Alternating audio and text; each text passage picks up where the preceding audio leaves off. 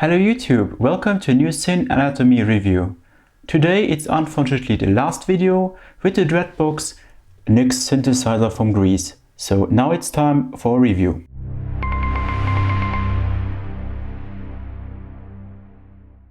The Dreadbox NYX is a paraphonic analog synthesizer that includes two oscillators, a dual filter, three modulators, and a reverb section. The paraphonic feature allows you to play two keys together. For example, if you press one key, two oscillators will play the same note. If you press two keys, oscillator 1 will play the low note and oscillator 2 play the high note. That's the normal behavior of paraphonic synthesizers. When you press 3 or more keys at once, oscillator 1 plays then the low note and oscillator 2 the second lowest note, and all other will be ignored. A cool hidden feature inside the NYX is the unison mode.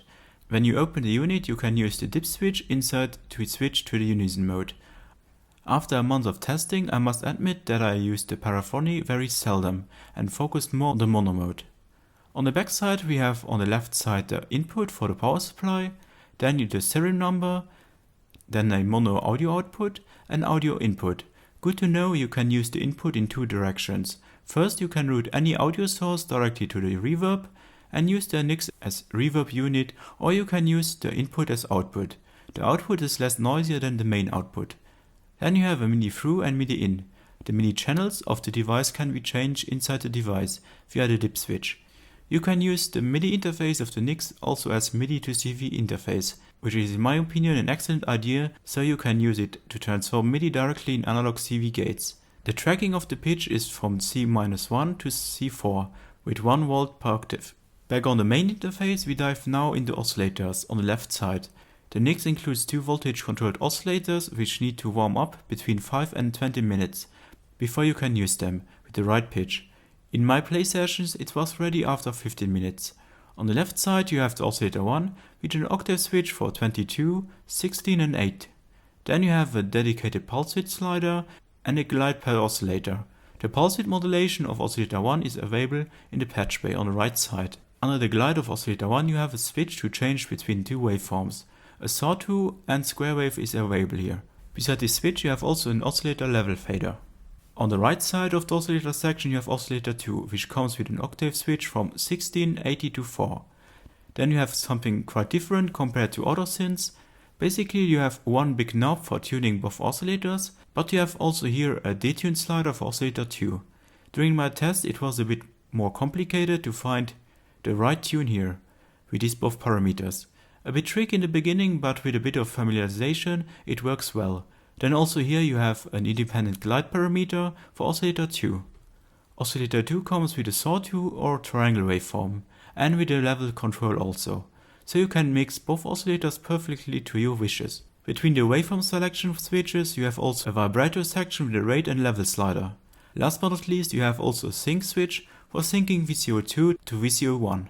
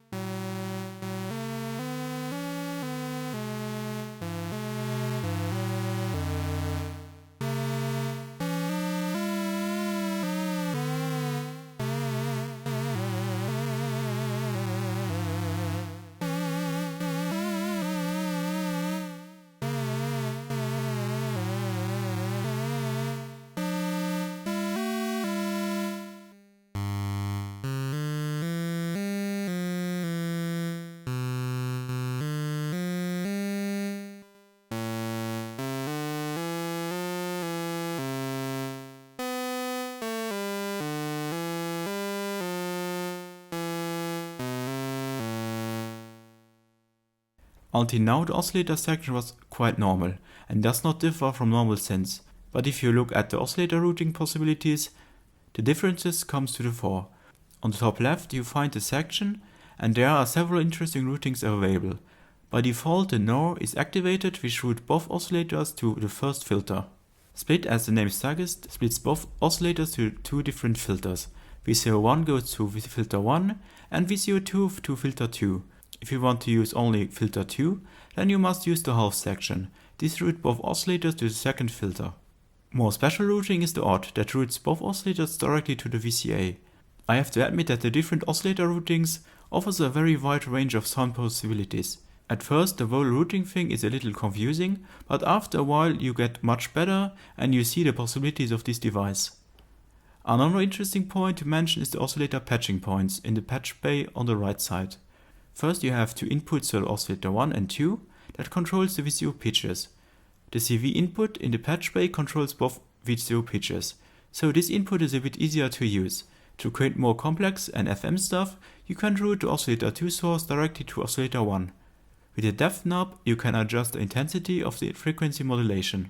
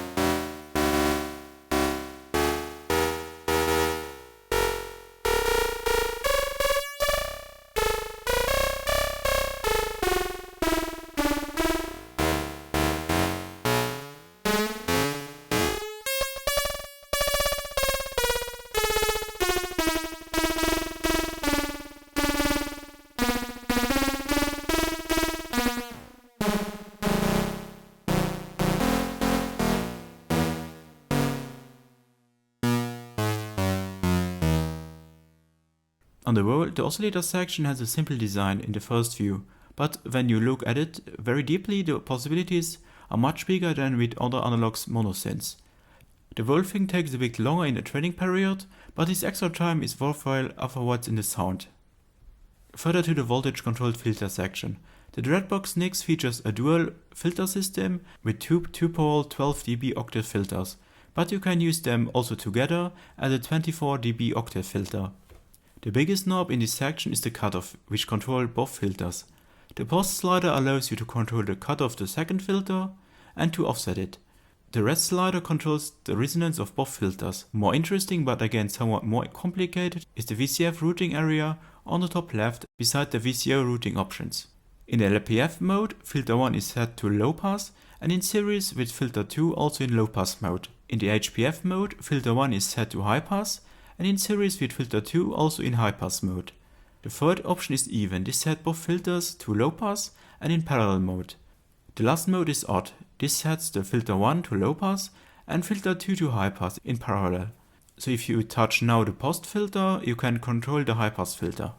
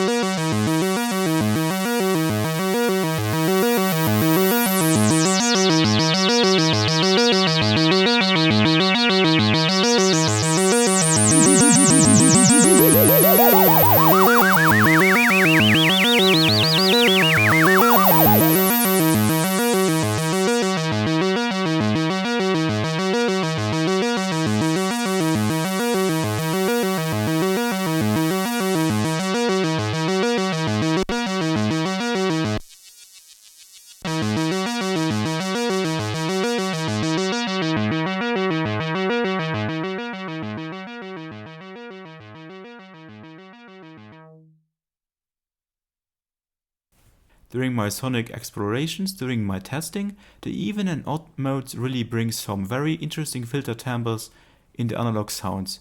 The filter quality is outstanding, what is usual for Dreadbox machines, and it sounds very creamy. In the patch bay you have also two different patch points for the filter. The VCF input controls both filters' frequency at once, the post controls only the frequency of filter number 2. This modulation flexibility inside the filter gives you a lot of room for experimentations with both filters. Also you can patch it to the mod wheel, so you can use the mod wheel of your keyboard to control the cutoff. You think it was all about the filter modulation? False true, since the NYX has a complete modulation routing section for both filters, which makes this machine even deeper. You have a choice here of 4 different filter modulation routings. By default, the mod root knob is at single, so modulator 1 controls both filters. Then you have dual, that means that both modulators 1 and 2 goes to both to filter 2. With split, modulator 1 controls filter 1 and modulator 2 controls filter 2. At the last setting, activate modulator 1 to control both filters, and at the same time modulator 2 controls filter 2. This entire filter mod section is very deep compared to other analog synths in its price range, and invite to a big playground.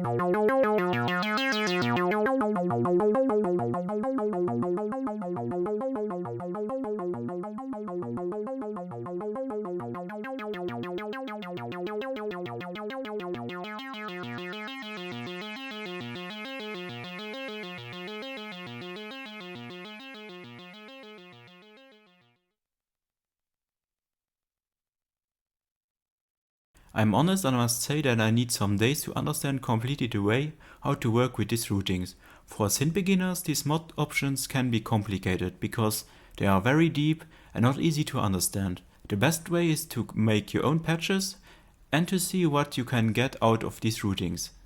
If I must select my favorite mod routing, it's the odd because it offers a lot of different sonic possibilities with the modulations. One cool thing is that you also can modulate the second filter, for example, with audio modulation from oscillator 2. This brings very dirty sounds to the fore. After we see the modulation routings of the filters, it's time to check out the 3 available modulators, which differ quite a lot. Each modulator can work as classic envelope generator or as LFO. So you can set one modulator as an envelope generator and a second as LFO, or both as envelope or LFO. The main difference between the 3 modulators is the range of the speed. The slowest is mod 3 of the VCA, mod 1 is the mid-range, and mod 2 is the fastest one. On the interface side you can see that each modulator includes one hold and one LFO switch. These switches gives the users the freedom to decide how the modulators behaves. If the switch hold is off and LFO is off, an envelope generator with attack and decay is activated. Rise is here the attack and fall is the decay. With the level you have the control of the intensity of the envelope. If hold is on and the switch LFO is off, an envelope with attack and release is activated. The hold switch means here the release of the envelope. If hold is off or on and LFO is on, the LFO is activated. The speed of the LFO is controlled by the rise and the wave shape by the fall slider. By default, the modulators are routed to the filter, but you can route also other parameters like the pulse width to the modulations via the patch bay. In summary, this entire modulation area offers so much sound design and sonic possibilities. It's not easy to understand everything from the first minute, but if you understand it after some days, you will see that NYX is a modulation beast in a little box. Then we have a VCA with a big knob for the volume of the amplitude of the synth. Also here a modulator, but a slower one. In the patch bay you have also an input for the VCA. Last but not least we have the reverb section on the top in the middle. That includes 3 different parameters. Time controls the pre-delay and brightness of the reverb. Pre-delay is here the time that passes until the first reflection reaches the ear. Then you have the reverb decay time and the mix that works as dry and wet knob. An addition control you have on the right side on the patch bay. With the rev input you can control the pre-delay and tone of the reverb with a modulator, for example. During my tests I felt completely in love with this reverb because it produced such a great sound quality that especially works great on ambient and drone stuff. With the ability to use the reverb not only on the synth but also on external gear via the audio in, the NYX can work also as a reverb unit. Although it's a mono reverb, the built-in reverb by Crazy Tube Circuits sounds amazing and fits perfectly in this device.